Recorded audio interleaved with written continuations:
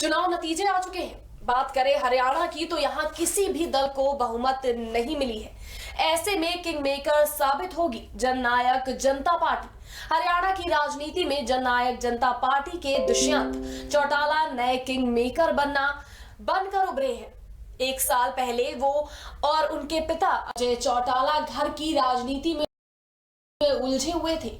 लड़ाई इस कदर बढ़ गई थी कि उनके चाचा अभय चौटाला ने उनके पिता अजय चौटाला को पार्टी से निकाल दिया। इसके बाद दुष्यंत चौटाला ने अपनी पार्टी जननायक जनता पार्टी बनाई। आज वो हरियाणा की राजनीति के सबसे खास किरदार बन गए हैं। देखिए दुष्यंत का एक आम नेता से किंग मेकर बनने का सफर इस खास रिपोर्ट में।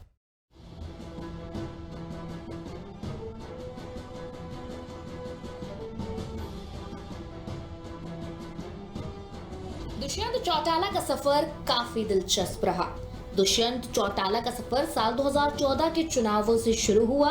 इस चुनाव में उन्होंने हरियाणा जनहित कांग्रेस के कुलदीप बिश्नोई को 31,845 वोटों के अंतर से हराया था।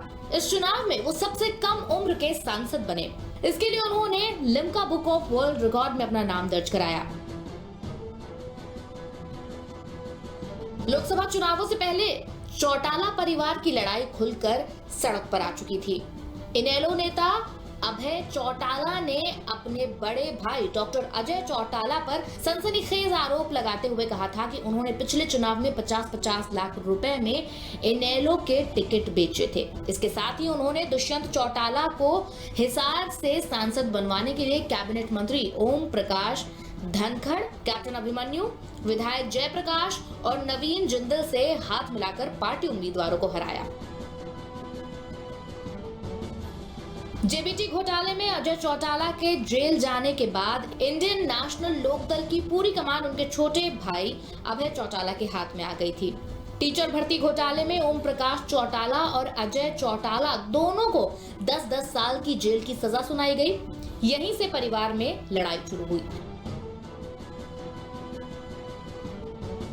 साल 2018 में चाचा से लड़ाई के बाद दुष्यंत ने जननायक जनता पार्टी का गठन किया। दुष्यंत चौटाला ने आम आदमी पार्टी के साथ मिलकर लोकसभा चुनाव लड़ा था, लेकिन कामयाब नहीं हुए। यहां तक कि वो अपनी सीट भी नहीं बचा पाए। विधानसभा चुनाव से पहले बीएसपी और जेजेपी के बीच गठबंधन हुआ। हालांकि ये गठबंधन 1 महीने भी नहीं चल पाया और बीएसपी ने अपने रास्ते अलग कर लिए।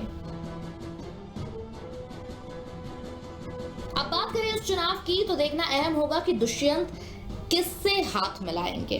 कांग्रेस के साथ चाचा अभय चौटाला की पार्टी इंडियन नेशनल लोकदल गठबंधन में है और दुष्यंत की चाचा से अनबन। ऐसे में दुष्यंत कांग्रेस गठबंधन के साथ नहीं जाना चाहेंगे। बीजेपी में जाने से दुष्यंत का कद छोटा हो सकता है। इस लिहाज से देखा जाए तो वो भाजपा के साथ भी हाथ शायद ही मिलाएं। फिलहाल आगे क्या कुछ तस्वीरें निकलकर सामने आएंगी ये देखना दिलचस्प होगा।